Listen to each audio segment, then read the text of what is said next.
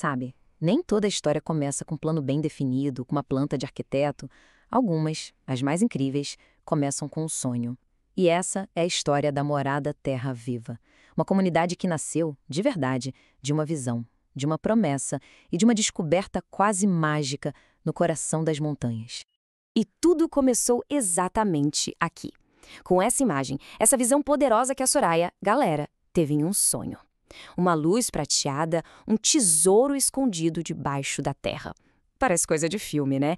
Mas esse sonho foi a sementinha de algo muito, muito real e transformador.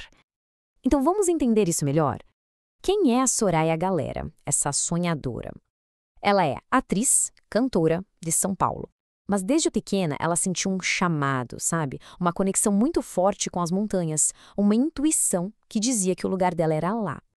E foi essa voz interior que a guiou até um pedaço de terra muito específico. E olha que forte!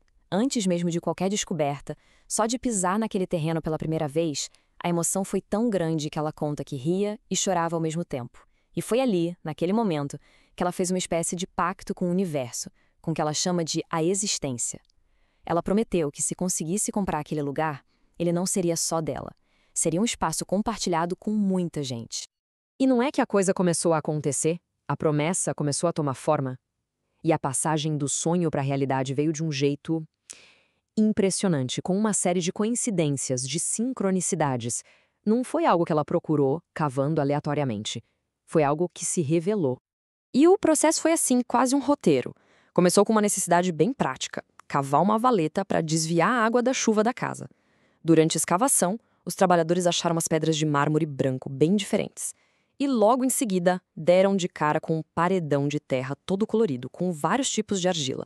Para Soraya, não teve dúvida nenhuma. Era aquilo. Aquele era o tesouro do sonho dela. E aqui está o ponto-chave.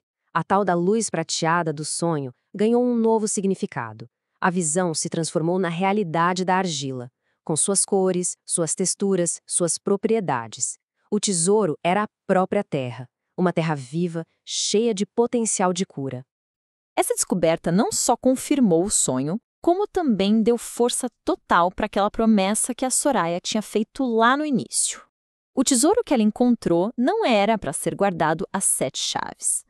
Pelo contrário, ele seria a base, o pilar de um espaço coletivo.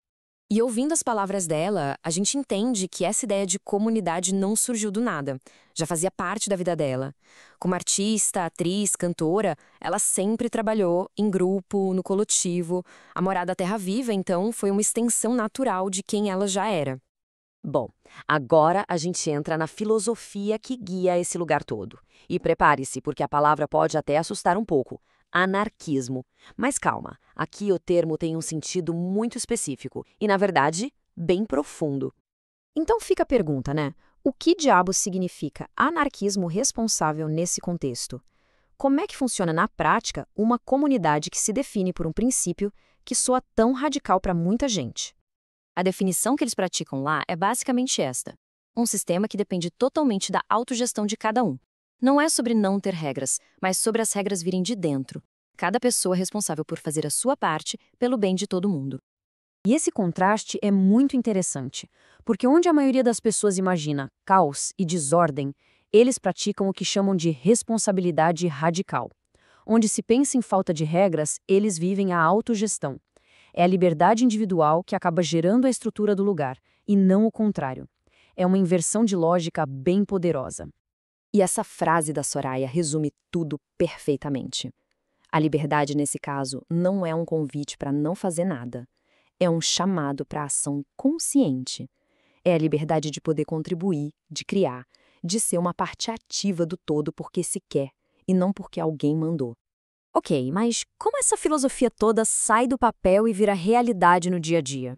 Como esses ideais de responsabilidade, de conexão com a natureza, se transformam em ações de verdade lá na comunidade? É aqui que a filosofia ganha forma, literalmente.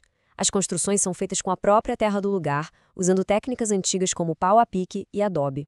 O esgoto é tratado de forma ecológica, por um vermifiltro, e a água limpa vai irrigar um círculo de bananeiras. Nada se perde, tudo se transforma.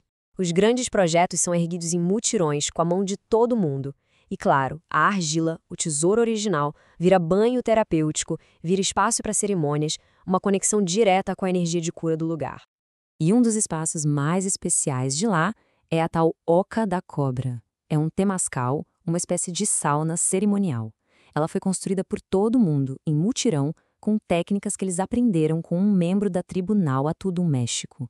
É um símbolo muito forte de cura, de troca de cultura e de conexão com saberes ancestrais. E voltamos para a estrela da história, a argila. A filosofia por trás do uso dela para cura é linda. Eles acreditam que a argila é, na essência, pedra que se decompôs ao longo de eras, absorvendo toda a energia do sol. E essa energia, quando entra em contato com o nosso corpo, ajuda a diminuir inflamações, estresse, é como um renascimento. E para a gente fechar, fica essa reflexão. A história da Morada Terra Viva, que nasceu de um sonho, se baseia na responsabilidade de cada um e tem a terra como alicerce, nos deixa com essa pergunta. Será que uma comunidade pode mesmo florescer, ser construída sobre a base da liberdade absoluta, confiando na maturidade das pessoas? A resposta? Bom, a resposta continua sendo escrita lá, com argila, no meio das montanhas.